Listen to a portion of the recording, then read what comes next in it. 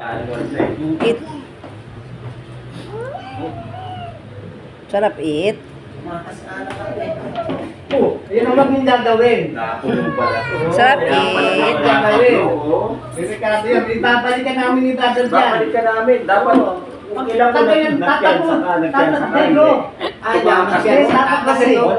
tatapusin niya yung sentensya kayong 10 taon. Wala, ibabalik natin. Babalik natin yan. Mapahamak tayo dyan. Tawagin mo si Brother Sam, kailangan may escort tayo. Huwag mo sabihin, baka marinig tumakas. Ki, sarap. Kiss mo na.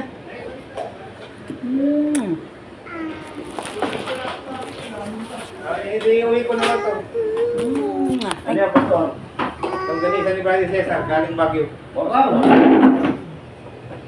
Lagay mo dyan. Wala tayo ulam mamaya, ulam natin yan. Tatay, masip mo kayo. Wala pa si Brother pa ano. Pastor, naglaho kayo?